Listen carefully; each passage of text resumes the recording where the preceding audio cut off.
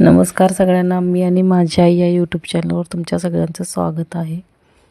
हे बघा, मी आज शेतात आले होते. द्राक्षाचे बाग बघा कसे छान फुललेले द्राक्ष आल्यात. आता अजून पिकलेली नाहीत, पण बघा बाग कसे छान मोहर एकदम. द्राक्षांना असं ना लांब लांब लांबून येते. कष्ट घ्यायला लागतात तो थोडेफार, पण मेहनतीचं फळ आहे ना लय भारी असते. ते शेतकऱ्यांनाच माहिती.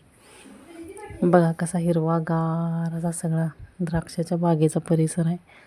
मस्त असे द्राक्षे लागलेले आहेत. कष्ट थोडं घ्यावं लागते, पण बघा एकदा माल गेला नाही, पैसे नुसतं ह्याच्यात मोजायचं. शेतकऱ्यांच्या बायका ना सोबतीनं कष्ट करू लागते त्या. आणि बघा त्याच्यानंतर त्यांना पुन्हा काय पाय फे पाहिजे, ते पाहिजे. मार्केटात गेला काय पाहिजे ते. सोन्याचं रेट किती पण वाढू द्यात, घ्यायला काय मागमोरू बघत नाहीत शेतकरी.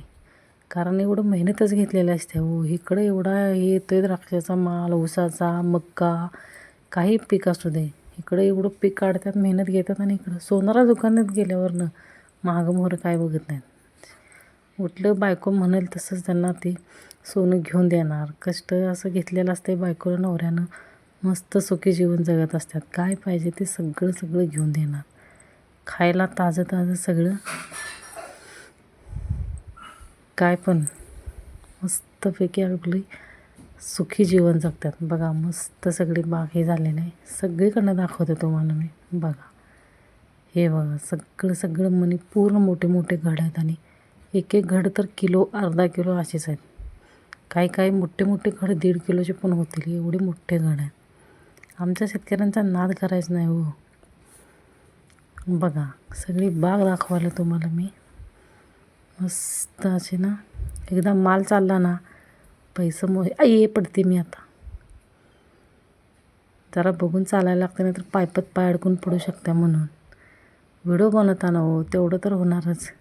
बघा सगळी बाग दाखवायला तुम्हाला मी. कसे द्राक्षे लागलेले आहेत हे बघा. लास्टमध्ये लास्ट झाडच पण दाखवलं आहे बघा. पूर्ण बाग ह्याकडनं त्याकडलं आहे, सगळी भरलेली आहे. बाकीची पण पिकं आहेत. आणि शाळू आहे. ह्या दिवसात आमच्याकडे शाळू हरभरा असतं. अजून 2 महिन्यानं बाग जायला येईल. हे बघा मस्त असे सगळीकडनं ना द्राक्षे या खायला.